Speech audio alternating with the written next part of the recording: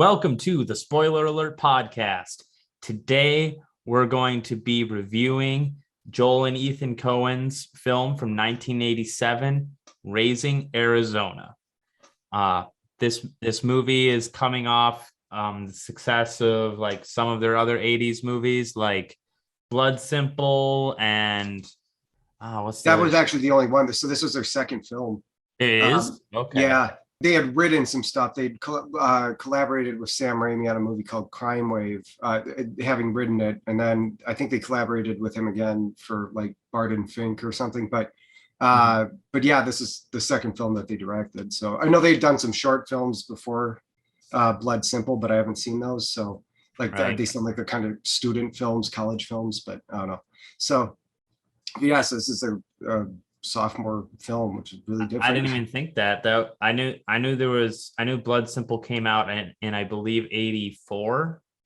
Okay. And this is 87.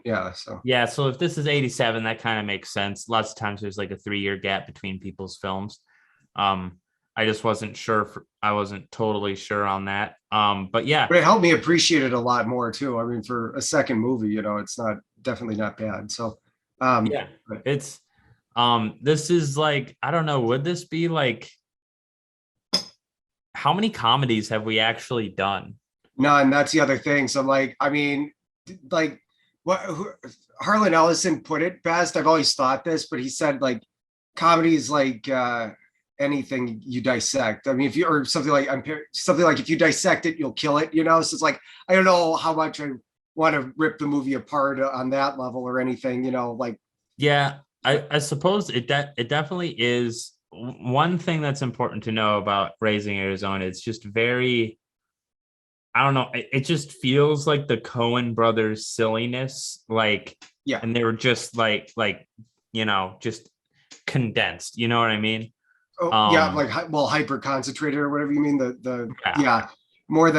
Probably more than even like Big Lebowski or something. This is just like really hyper, I think. So yeah, the Big Lebowski is almost like they're like kind of like more mature comedy in a way.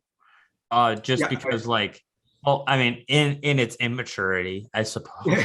But like what I mean by that is like for like someone's like you mentioned, first or second film, the first movie, Blood Simple, was kind of like this concentrated kind of, on the run kind of movie that they like to do as well. And and then this a lot of like No Country for Old Men or something in there, Fargo, right. So. And then this is like more along the lines of, their burn after reading type stuff, right? And they always, that's the other thing I took note. They always go between those two. So like they'll do something lighthearted or kind of a comedy, and then they'll do something really dark and brutal, and and their comedies are really black, but they tend to go between the two, like so. And really, Fargo is like the perfect middle point there, because Fargo has a lot of comedy in it.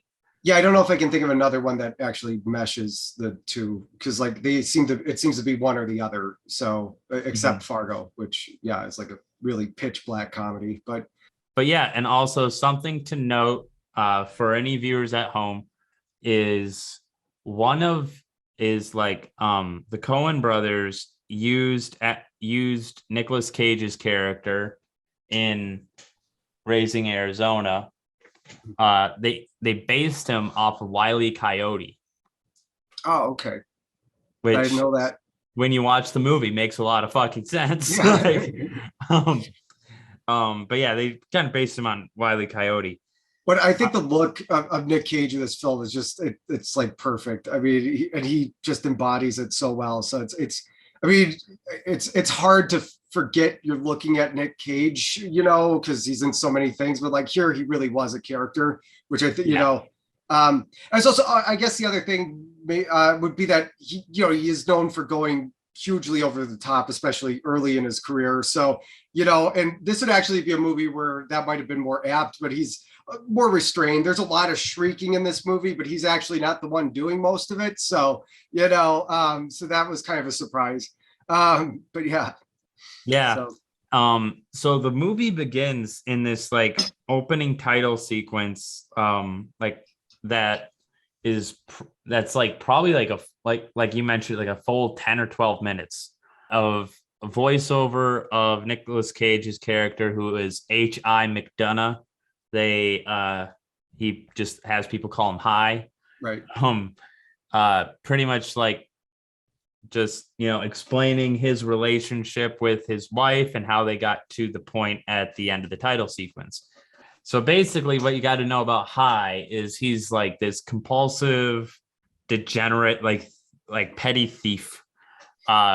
He's not like he maybe doesn't not seem like degenerate, but just but the compulsive theft thing, definitely. I mean, he just I mean, it just becomes so stupid. You're like, why is it? I think it is just purely compulsive. Like, I mean, so yeah, he's in and out of jail like how many times over the like at least three times. it was at least 3 times that we were shown just since he met Ed. Right.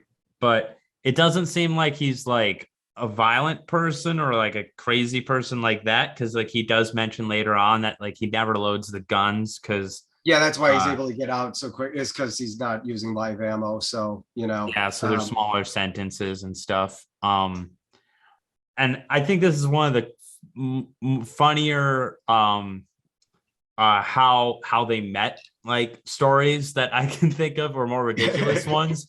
Where it's literally like him lining up for the police photos, and the cop that takes the camera shot that takes the photos is played by Holly Hunter. It's like love at first sight or whatever, at least for him.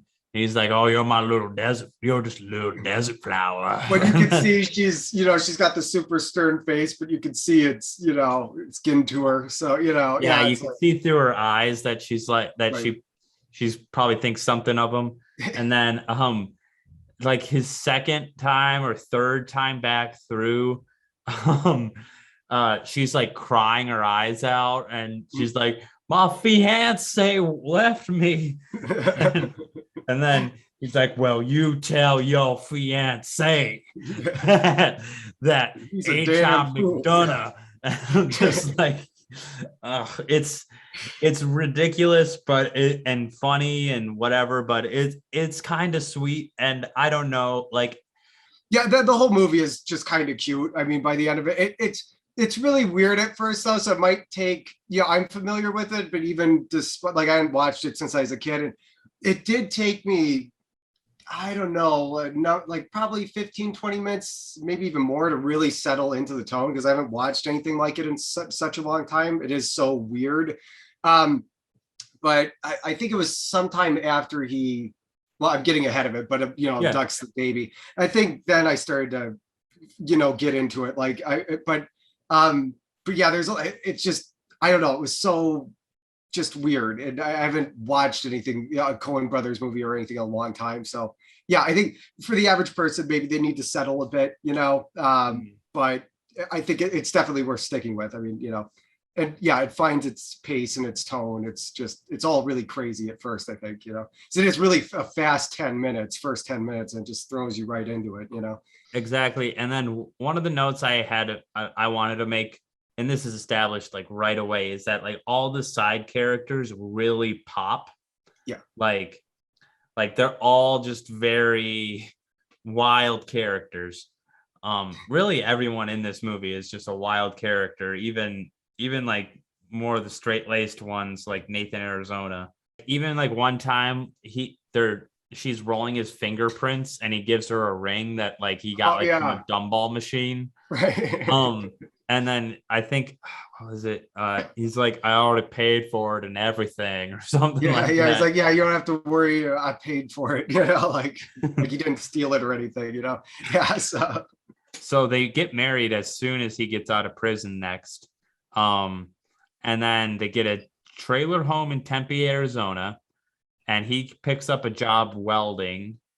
One of my favorite, like, I guess you could call it like a quote or whatever, is when everything's fine and they're just like, they have a job, they have a trailer home, they're married, they're just like living peacefully at this time. It's like the honeymoon stage.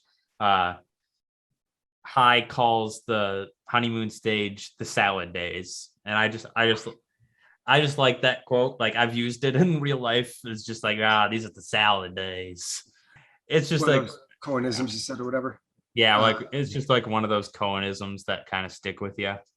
Like, and then they discuss about having a baby, and that's when the whole mood of the movie changes. Like because we learn that Ed, which is short for like Edwina, I believe. Yeah, Edwina. Yeah. Yeah. She pulls up in her cop car with like the sirens on. Looks like something bad happened to her or something, or Right. Yeah, she's all crying and shit, and and then she said she's like crying and says like, I'm barren.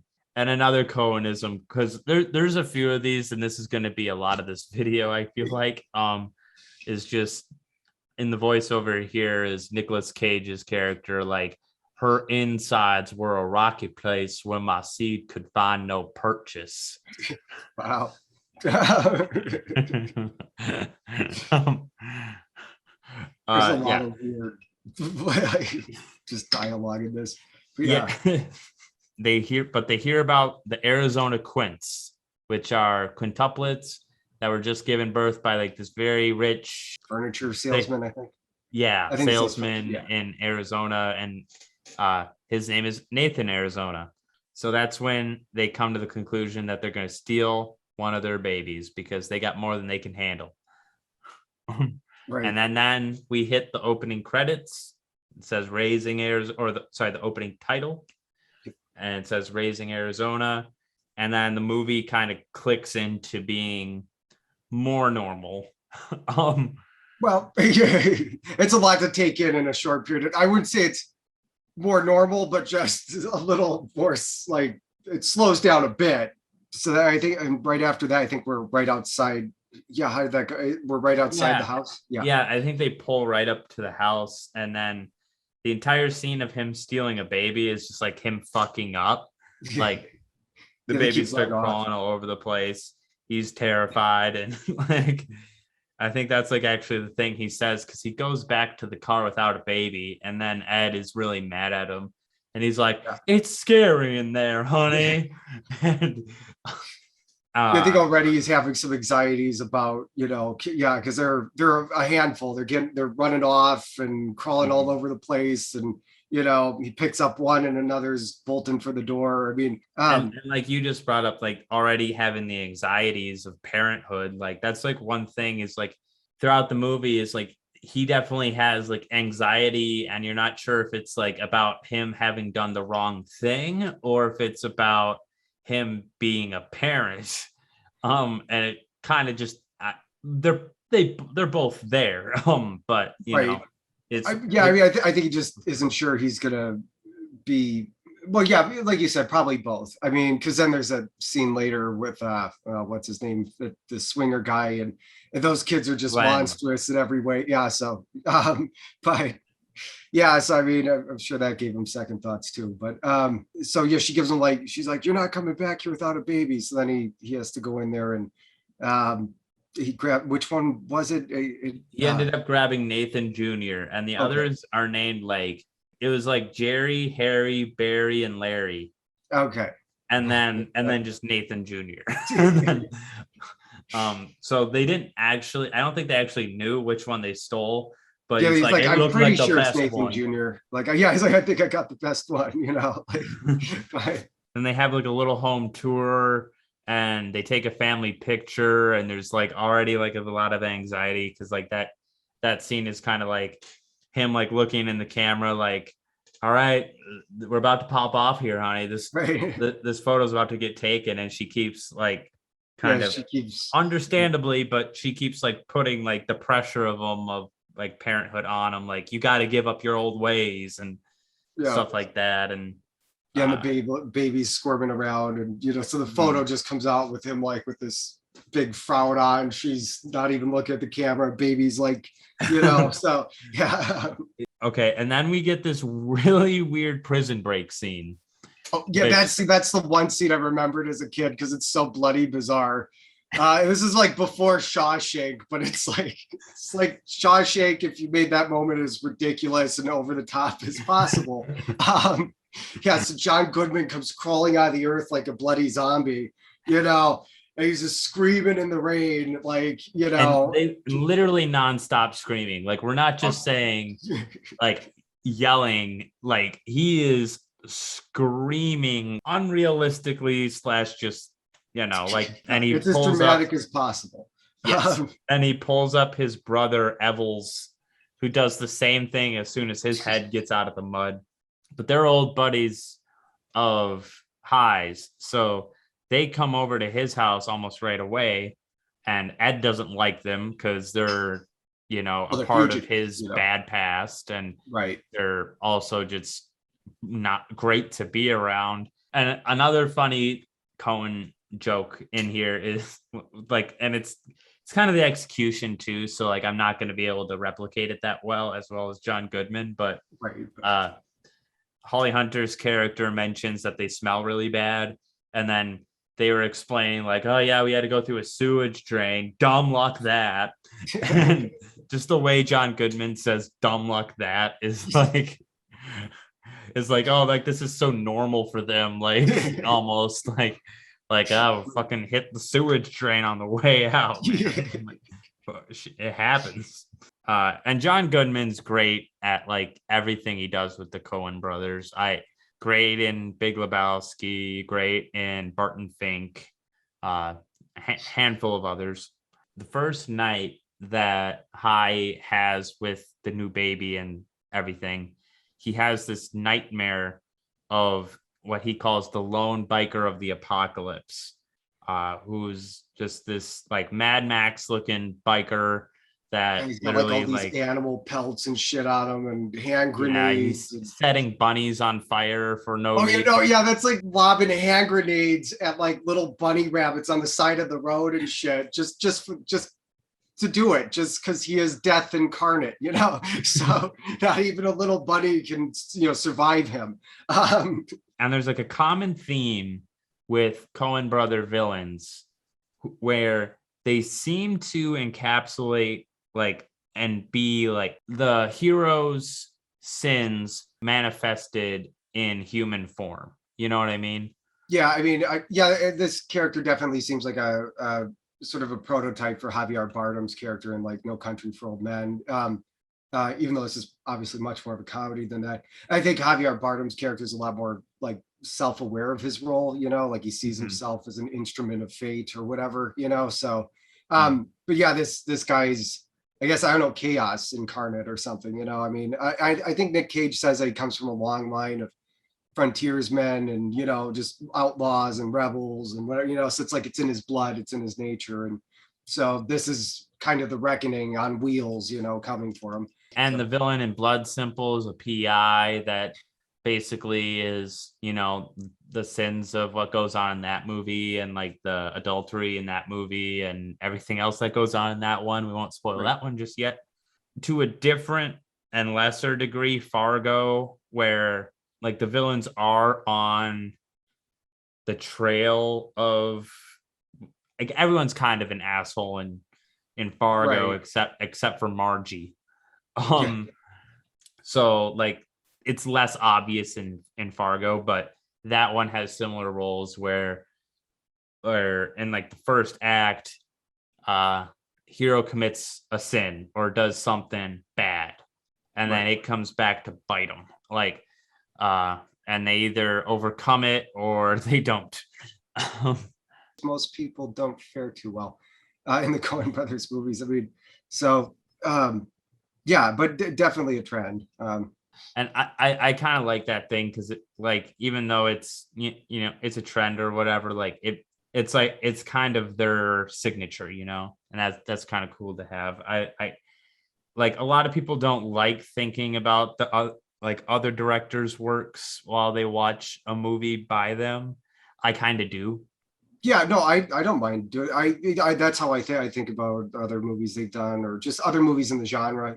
So yeah, I mean, I think it helps you kind of figure out where it fits in. So I mean, but I mean, oddly enough, I mean, I guess Big Lebowski is like sort of Blood Simple, in the sense that the dude is like the PI that comes in and kind of fucks up everybody's plans, you know.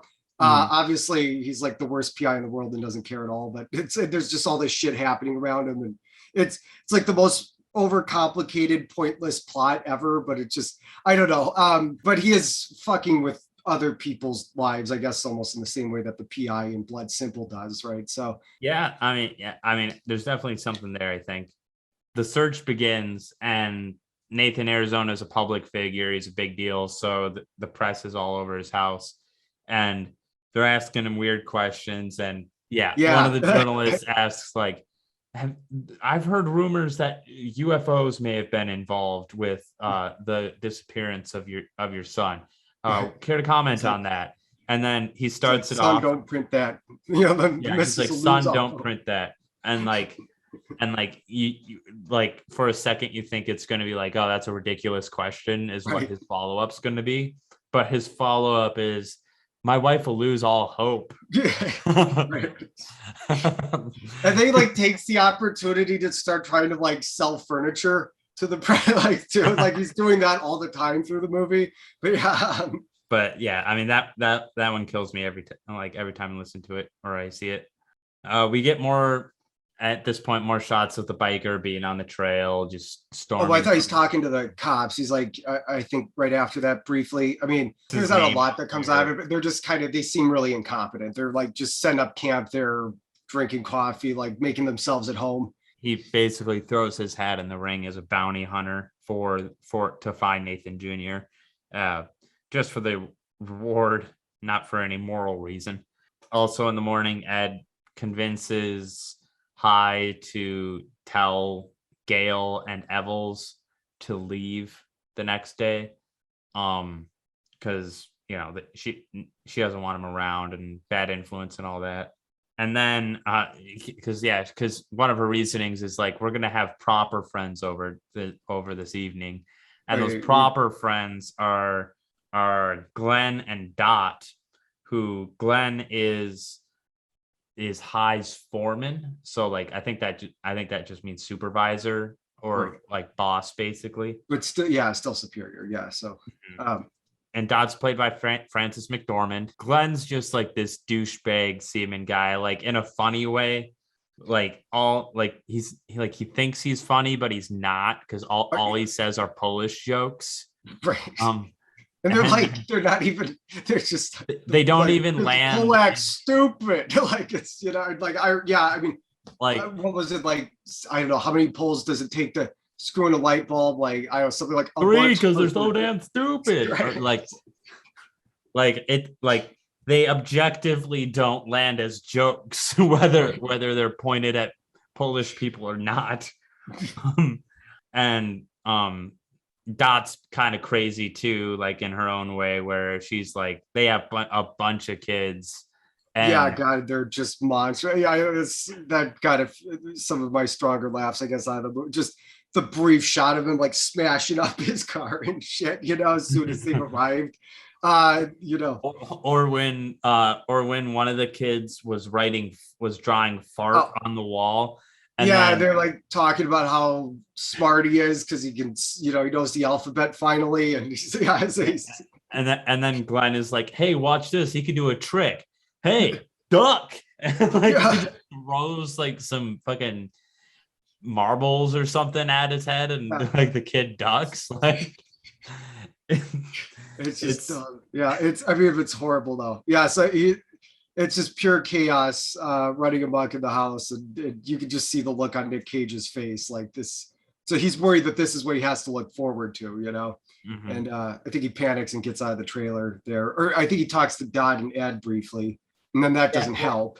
Yeah, and then him and Glenn go for a walk, and Glenn proposes that he and Dot swing with High and Ed. Yeah. Which High doesn't take well, and like punches him and says like, "Keep your goddamn hands off my wife." And, like, I don't know. I think Nicolas Cage just reads the Coen brothers well, and yeah, he honestly, I would have been like in hindsight, like he probably could have done more movies with them, Like I Yeah. don't know which role is right for which movie, but he definitely could have. Yeah, they could have slipped him in there. I mean, yeah, he definitely feels completely at home, totally gets it, So yeah. But since he just punched Glenn in the face, he's going to be fired. So he doesn't have a job now. Yeah. And he has to break that news to Ed in the car. He falls into his old compulsion of just robbing the place. And then this sparks like one of those scenes that I've probably seen a lot, just because it's on this movie tends to be on cable quite a bit. It gets Oh, it gets it's just one passed of around. those, for whatever reason, you enter at that exact point in the film. Yeah, that's happened Yeah. to me a I lot. get Yeah. I get that a lot with this specific scene, and like it's just a fun scene. So like you watch it all the way through.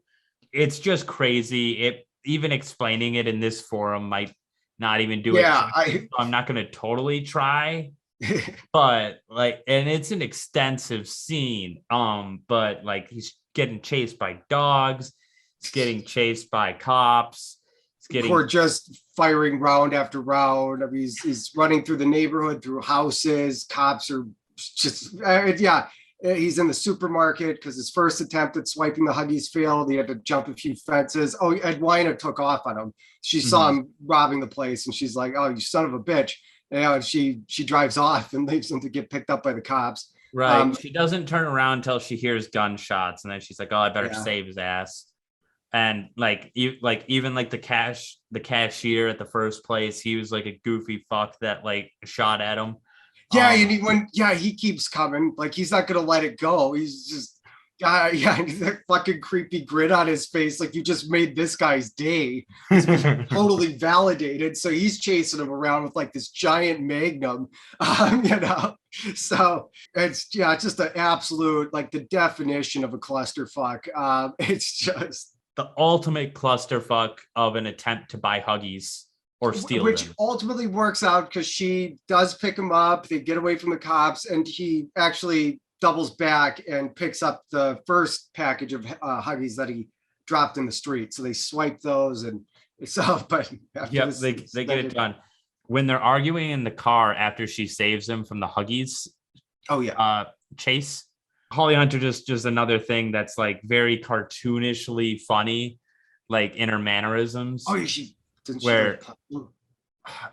yes, it's like the scene after that. It's like a dialogue though, where it is right after she punches him, and then she says, "But we have a child now. Everything's changed." And what she does with her mouth is like, it's like a cartoon. Like it's I know she didn't voice like Jessie from Toy Story 2 or whatever, but it would be like something that like Jessie would do, or just like a cartoon of like everything's changed. Right. But it works too, because like, yeah, I mean, yeah, that's a hard thing to pull off. I mean, because we're going from that I think, that's something that's always underappreciated. Like when people can do almost like a Disney movie kind of thing and like live action, that's hard to do without it looking weird as shit. And so yeah, some praise there. I mean, because the over the top stuff does work. Yeah, it doesn't just feel like people making weird faces. Like you do get pulled into it, so yeah, I think that's why people like working with the Coen brothers, because they can go over the top, and the Coens can figure out, okay, what's too over the top. And I mean, they have their misses here and there, right? Yeah, I'd even say there might be some early on in Raising Arizona until it finds its groove, but I mean, ultimately, I think it figures itself out, which, yeah, so. They go home, and Gail and Evels are still there.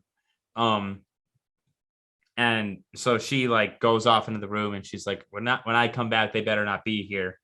And Gail and Evels start to talk to Hai and like get him to think like, hey, Hai, who's wearing the pants here? Maybe you should leave her and like come like steal shit with us. We're planning a bank robbery. Yeah, and they just want to keep going and going until they either have enough to make it rich or they get arrested. How'd they put that? Like either way, they'll be set for life, So that's like their logic, Yep, you pretty much nailed it. And then one of the other things they said along with that's kind of funny is like, You're a young man, huh? What do you need a job for? Um, But which well, made and they're taking inspiration from the guy who abducted the kid, right? That's what got them thinking big, like yeah. so that's yeah, there's a big reward out they saw in the papers, and they're Hmm. like, you got to think big like this guy who stole the kid for ransom money. Okay, and then this is when things really start focusing in towards the end, when High writes a letter to Ed saying that, like, I'm a fuck up. I'm always going to be a fuck up. You're better off without me. So he leaves, And we learn basically. what his name actually is. It's Herbert. The H and HI is Mhm. Herbert. So The biker goes directly to Nathan, Arizona, and not just the cops. Um, and explains like how uh like weird, like an economics like lesson turn in the film where like the prize money for Nathan Jr. finding Nathan Jr. alive is $25,000, and the biker basically talks it up to $50,000, saying that the market will pay. Where yeah, because what he say? He was like, he was sold off as a baby for like, what was it, 30 grand and 50s dollars, So then yeah, there's like inflation, yeah, and I don't. right. He was sold off in 50s dollars, and also like this guy knows a lot of fucked up people that would pay more than $25,000 for a kid.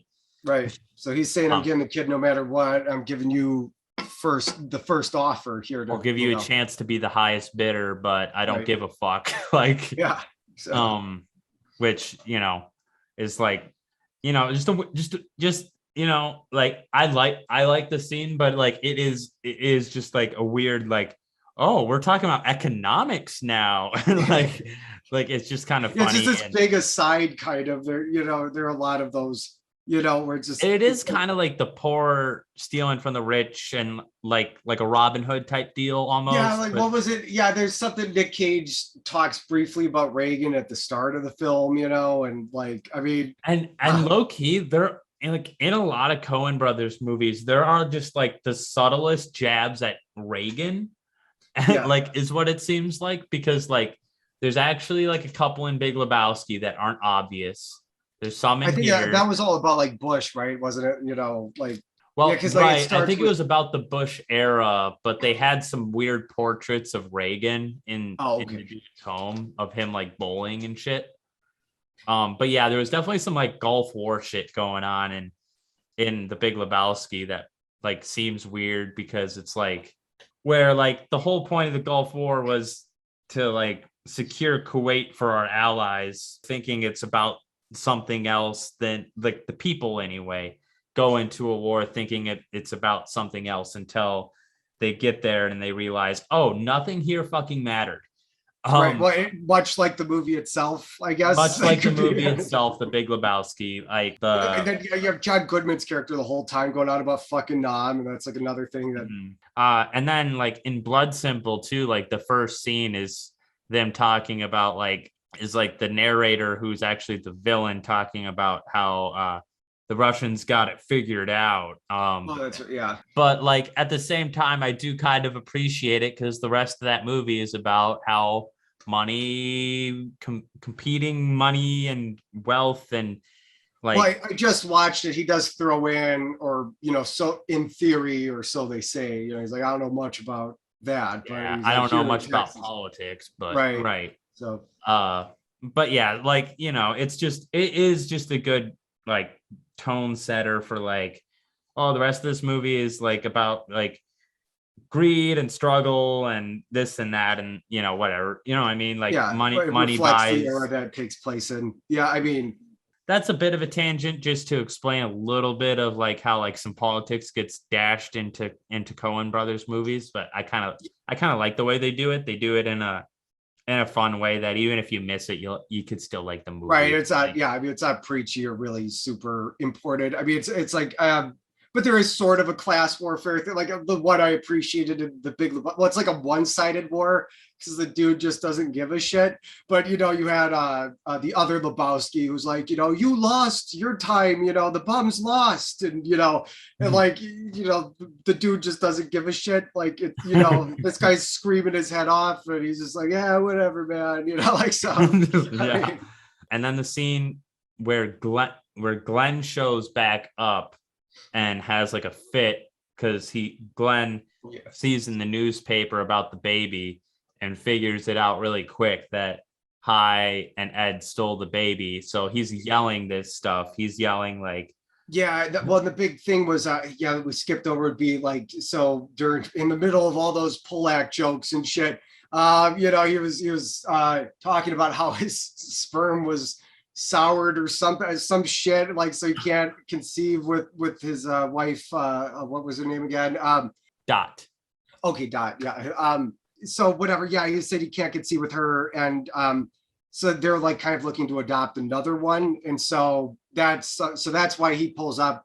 It's like, I could have just went for the ransom money, but instead Dot wants the kid, for herself. So he gives him a day to, he says he's going to be here tomorrow. And or they'll rat on the cops. So it's like, It's like blackmail, no honor amongst thieves type of situation. Yeah. But the big thing here is Gale and Evels listen in on that. And by the time Hi gets back in the trailer, they have Nathan Jr. and then they start fighting, and that's a pretty fun fight. Like, it's again over the top, goofy, not super worth explaining, more worth experiencing. That's the problem with this, is so much of it is visual. I mean, there are some great lines, but there's also a lot of it is visual, and it is just something you should probably see for yourself, because you try to talk visual comedy, it's hard to do it without killing it, so but yeah, it's an amusing fight. So yeah, it's an amusing fight.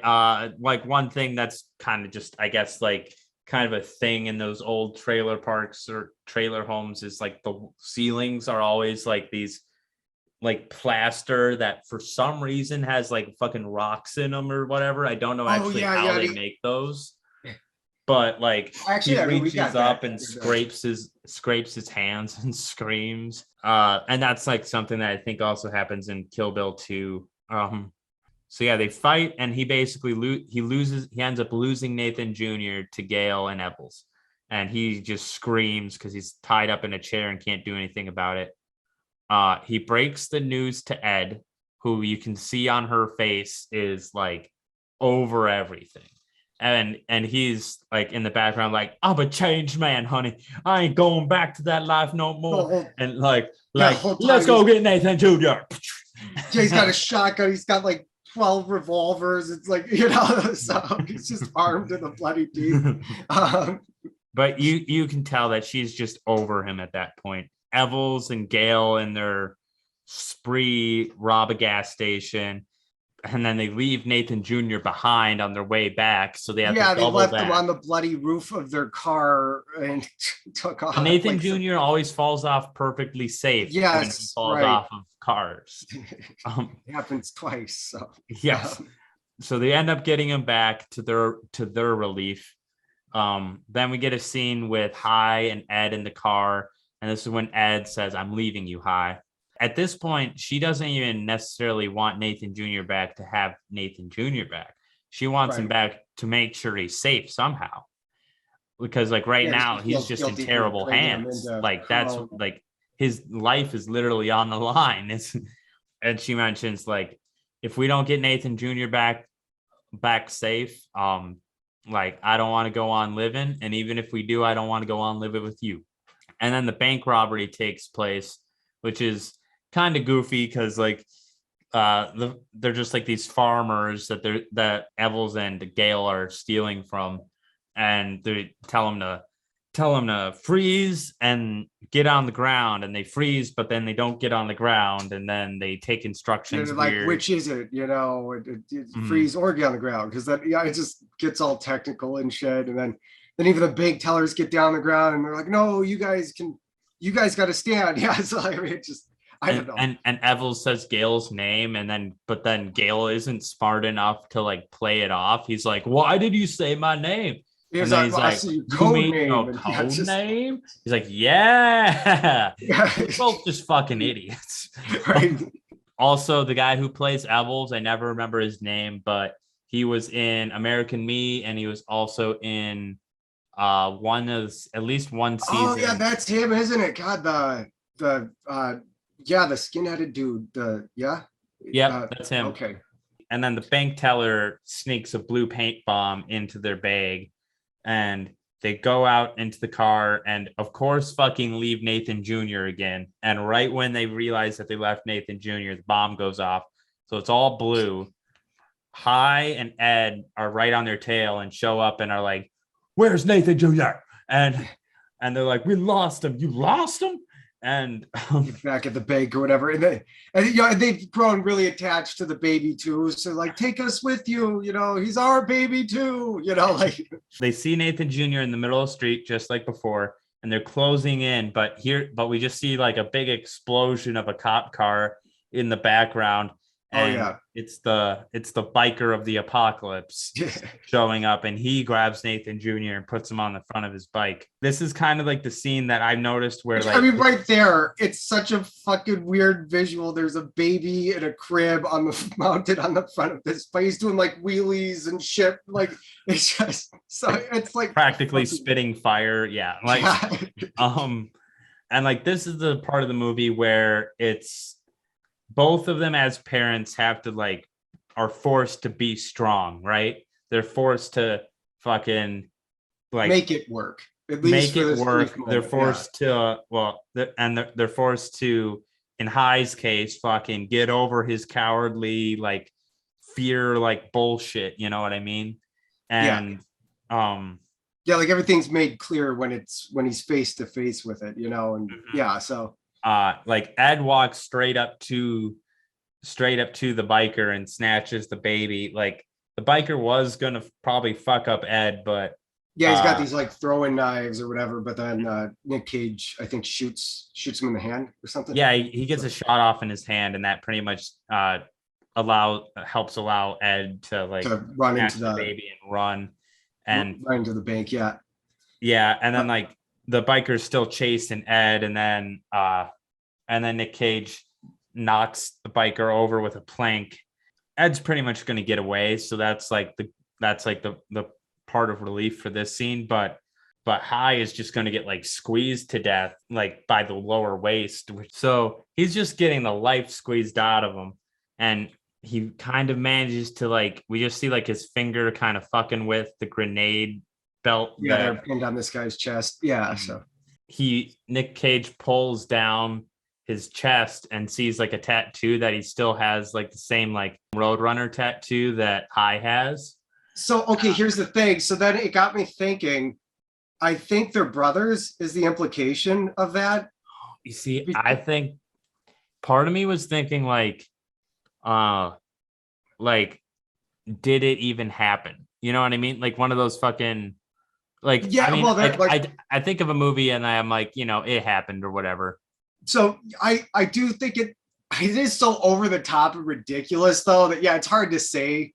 I mean, and because they were probably all right. Let's just say if I'm not I don't want to make this movie realistic, but let's just say it was realistic.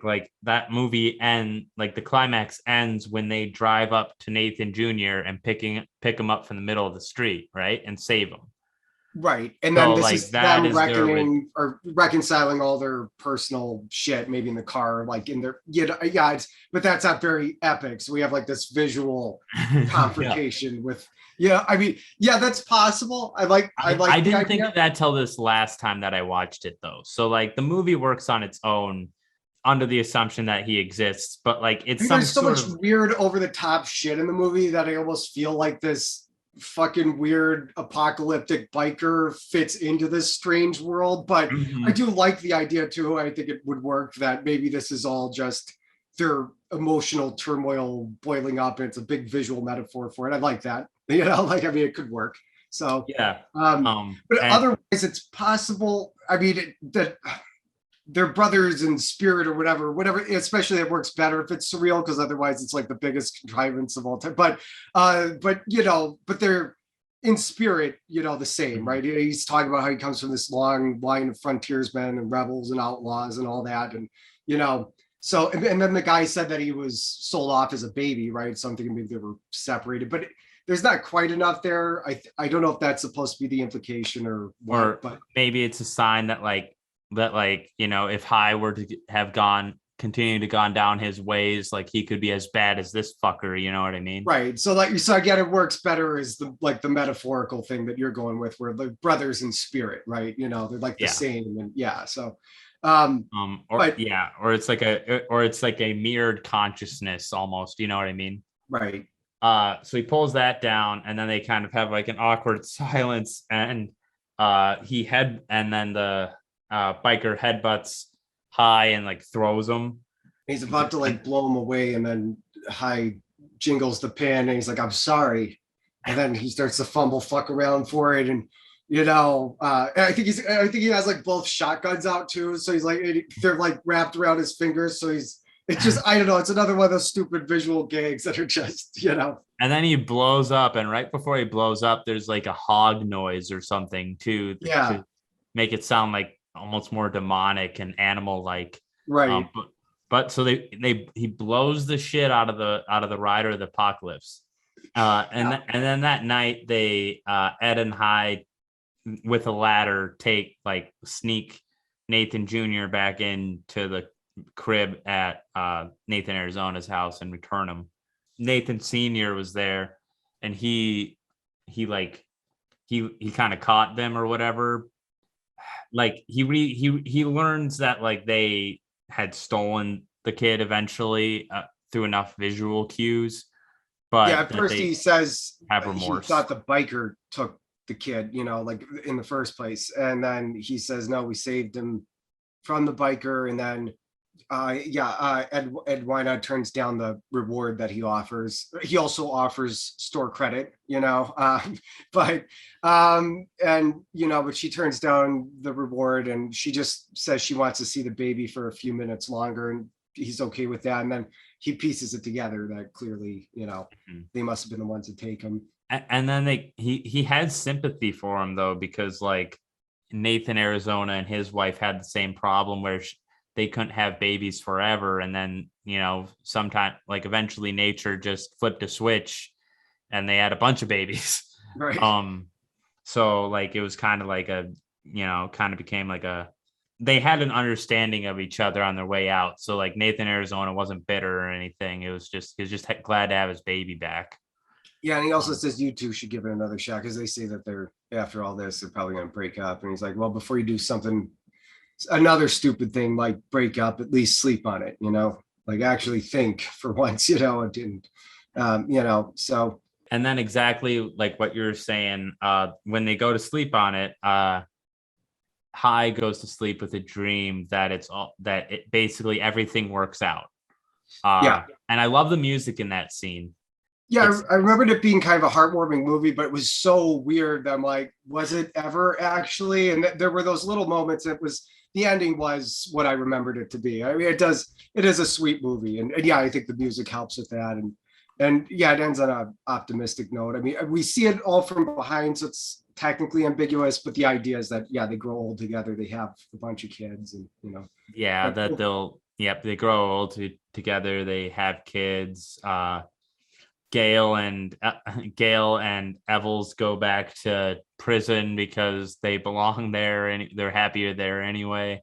Nathan Jr. is playing football, just like the ultimate happy ending in his dream. Whether that comes to fruition or not, right, we would never know. But it's a good way to end the movie.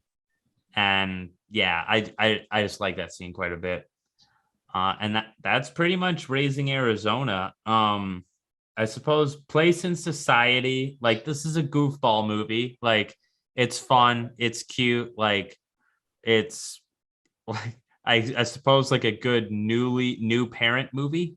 I suppose like the overall message would be like, even if like life isn't what you expect it to be, or like you're imperfect people or whatever, like you can still try to make the best out of it, kind of thing, where they obviously want a kid, they can't have a kid, they try to do it the dishonest way, but as long as you just try to remain honest and That was the yourself other and thing, is that others. like I think it made a lot of sense. Was Edwina kind of said that we're bad for each other, because I mean it's one thing, you were always a criminal, but now I'm doing I did this horrible thing and took this baby, and if we're both this way, then there's no hope, right? I mean, I can't even balance you out if I'm as And bad. she So had quit her job on the police force. I think we forgot to mention oh that yeah, yeah. she So had quit it after she couldn't have a baby, I yeah, believe, is when she I think figured so. that out, Yeah. because they both got really depressed and life was empty without a baby. But also I mean, yeah, and he doesn't think he's fit to be a father, and he keeps falling back into his old ways. I mean, almost to like kind of prove it to himself or something. I don't know, but yeah, I mean, but ultimately he rises above his nature. It is a hopeful movie. It's. And then recommendations. What are some of your recommendations based off of That's yeah, it's this? hard. I didn't think about it till we started doing it, and then like probably Seven Psychopaths would be like, yeah, I love what's his name, Martin McDonough, or whoever that guy, he did In Bruges, Three Billboards Outside Ebbing, Missouri, and he did a short film I watched. I forget what it's called, Six Shooter or something. But he's just one of my favorite bloody, like that's yeah, very black comedies like the Coen brothers do. So that would be, but Seven Psychopaths is probably the lightest hearted of them, even though it's still Mhm. pretty dark. But that would be, and there's an abduction in that and all, so I mean it's a similar story, I guess, in a way. Well, Um I couldn't think of anything specifically that like that like stood out to me. Like, yeah, you should watch this, other than just to recommend more Coen Brothers movies. oh, okay. So recommend Fargo. It's like their best movie. There are different tones among these movies. Not all of them Yeah, I mean, are as goofball as Raising Arizona, well, but Big Lebowski would be mine. I guess that's more mhm. the comedy of any of them that I mean, well, Yeah, yeah. Big Lebowski, Okay. and then No Country for Old Men. Again, like the manifestation of Josh Brolin's sins in that Yeah, movie. it feels really prototypical. And I mean, and Cormac McCarthy's novel wasn't even written until like the 2000s. So, I mean, you can see why they latched onto the material. You have Mhm. that stalker figure and everything. And then totally like not related at all, other than that it's a It's Coen Coen Brothers Brothers, movie. but yeah, True Grit. good. It's a good movie. Yeah. Huh. Give the Coen Brothers movies a shot. Also, there's a pretty entertaining book that I had bought that talks about like Coen Brothers, um, like weird like inside messages that the Coen Brothers put in their movies with the spirituality and things like that. Yeah, Um, it's not interesting. and I think they talk a little bit about the political stuff in here too. But yeah, it's actually a pretty easy read, and there's like, I don't know, just cool references to the movies, and each chapter is a different movie they've done. All right, and then out of 5 stars, what are you gonna give it, Dakota? I thought it was gonna be a 3.5, but it's a 4. So for me, I definitely teetered before between 3.5 and 4 too. And like at the end of after I watched it last night, I was like, you know what, it's a 4. yeah, And I think the thing that pushes it over 3.5 for me is how much I just have rewatched it, where like whenever it was on cable, I think about that too. I'm wondering if like I would have had the same attachment to it if I had just watched it now and hadn't watched it so many times as a kid, mhm, because it is a really weird film. mhm. But so yeah, maybe there's some bias there, but I did go into it not even sure if I was going to like it at all at first, because it did take a little while to settle for me. Like I said, once it did though, I think it fairly quickly became a 4 in my mind. It's Yeah, weird, but it's worth watching. it leans 3.5, but I think it does cross the border to 4 for me. So like, sometimes I have movies that I think shade closer to 4.5. I don't really think that's this one. Um, Yeah, probably but not. I mean, but but but like I don't know that it's found its way on cable quite a bit on different networks and stuff. But like every time I would go by it, I'd be like, oh, the Huggies scene, or I'd be like, oh, the end scene, or the opening. Like that was entertaining. That didn't And then feel do you like like 10 stick minutes. around for the rest of it? Is like, did it kind of have that draw to it where like you watch one scene, then you have to watch the rest? Because that, Yeah, you I know, mean, if I happened. wasn't doing anything, like All I don't right. know, if I had no like if I had nothing else on my mind, definitely I would. But you still Um, made the time anyway, just to at least switch over to it, in the first place. So that mhm. probably says something. I think cable is a good testament, right? Because I mean, it's like, yeah, you can flip through channels, but if you get caught up in just like one scene and you keep watching it, I mean, like those are usually the really good movies. Yeah, that's Um, kind of the ones that like become the cult classics or yeah. like hold up through time. Or like, I Even mean, like Goodfellas, that's on every channel ever. You switch over to Goodfellas, you're like, I'm just gonna watch 5 minutes. You end up watching the whole fucking thing. I mean, that's like one that immediately comes to my mind. So, you yeah, know, for sure. but Well, that was Raising Arizona, and keep your goddamn hands off my wife.